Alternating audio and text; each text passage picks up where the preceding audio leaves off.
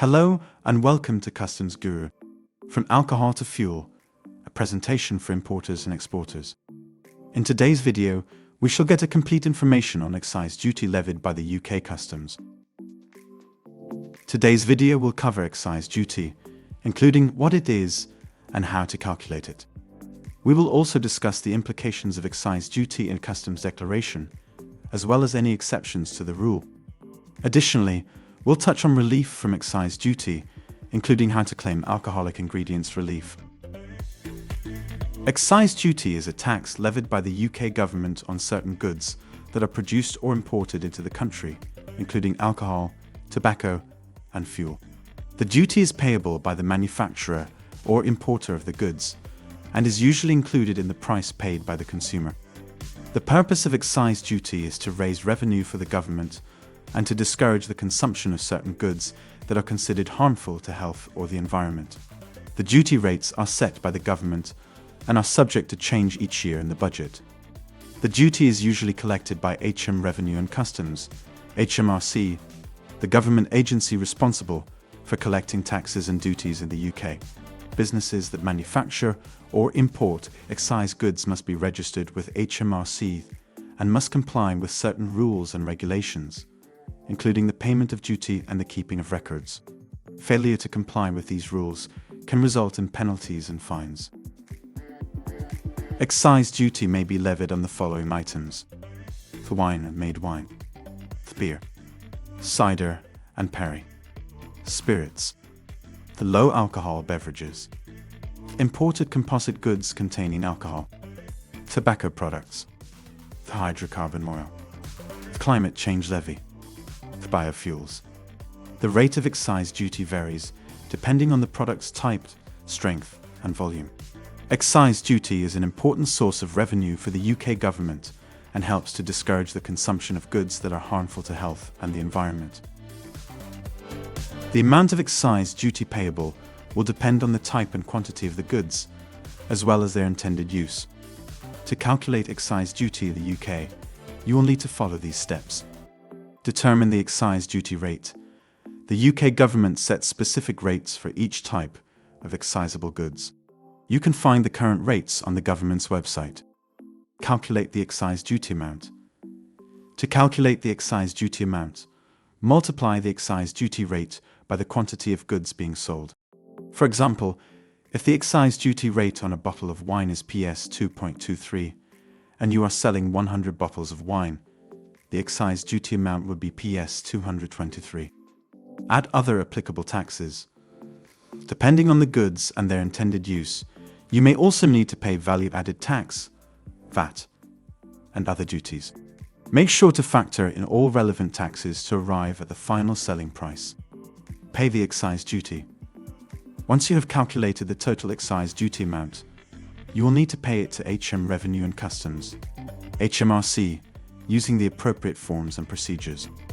It's important to note that excise duty rules and rates can be complex and may vary depending on the type of goods and their intended use. If you are unsure about how to calculate and pay excise duty, it's a good idea to consult a tax professional or contact HMRC for guidance. The UK Customs provides exemption from excise duty for a few products. They are as below: goods imported or produced for export. These are goods that are imported into or produced in the UK, but are intended for export outside of the UK. They may be eligible for customs and tax exemptions, such as exemptions from import duties, VAT, and excise duty, as long as they are not consumed or used in the UK. Duty-free goods. These are goods that are imported into the UK and are not subject to import duties or VAT. They are usually intended for sale in a duty-free shop and are typically limited in quantity and value. Personal allowances. These are the amounts of goods that individuals are allowed to bring into the UK from abroad without paying any taxes or duties.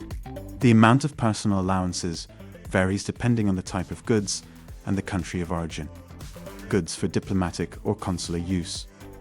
These are items that are imported or exported by a foreign government or international organization or consular mission for use in its official functions in the UK. These goods are typically exempt from customs duties, VAT, and other taxes, subject to certain conditions and procedures. Fuel for certain vehicles. Certain types of fuel, such as aviation fuel, may be exempt from excise duty when used in certain vehicles, such as aircraft or ships. Certain types of alcohol. Certain types of alcohol, such as beer, wine and cider, may be subject to lower rates of excise duty, or may be exempt from excise duty altogether, depending on the alcohol content and volume of the product. It's important to note that the rules and regulations for each of these categories of goods can be complex and may vary depending on the specific circumstances. It's always a good idea to consult with a qualified expert, such as a customs agent or tax advisor, to ensure that you are complying with all applicable laws and regulations. Even though excise duty will be charged for most of the items listed in the beginning of this article, there are relief from excise duty is available under specified circumstances. Please visit the mentioned link for information on this aspect of excise duty. The eligibility criteria for excise duty relief in the UK can vary depending on the specific relief you are applying for. Here are some general eligibility criteria for some of the most common reliefs. Small breweries relief. To be eligible for small breweries relief, a brewery must meet the following criteria: produce less than 5,000 hectolitres of beer per year, be registered with HM Revenue and Customs, HMRC, and pay duty on their beer, not be owned or controlled by a larger brewery. Wine and cider duty deferral.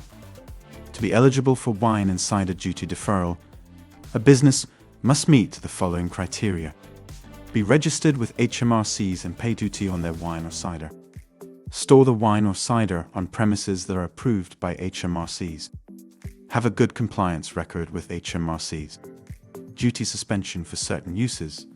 To be eligible for duty suspension for certain uses, a business must meet the following criteria: have a valid authorization from HMRC to use the alcohol for the specific purpose.